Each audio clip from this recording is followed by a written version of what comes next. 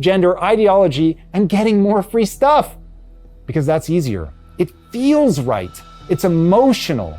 We look for villains, and we find them. But if the US is going to avoid a hot civil war and economic collapse, we've got to turn our undivided attention to the mechanisms of debt and money printing that drive the vast majority of our problems. We've become economically illiterate as a population, and it's killing us. Most people do not understand what debt service is. They don't understand compound interest. They don't know what debt to GDP means. They don't realize their pensions, their savings, their paychecks are all linked to a system that they've never been taught how to question, or even that they should question it at all. And into the gaping maw that ignorance creates comes the media. Click-driven, algorithm-fed, outrage-powered. They don't explain how debt works. They just pick sides and tell you who to blame.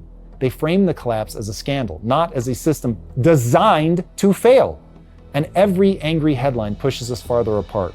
Over time, we become more tribal, more reactive, more vulnerable, and we have less and less mental energy to understand the system and how it works. And that understanding alone will help us avoid the total collapse of phase 6. We have to develop it. But instead, we ignore the math. We ignore the patterns until the emergency crashes through the front door.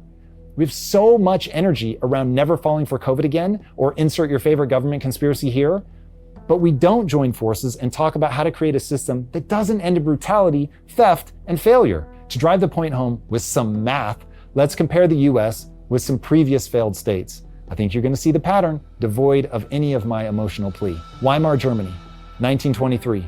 Debt to GDP, approximately 160%.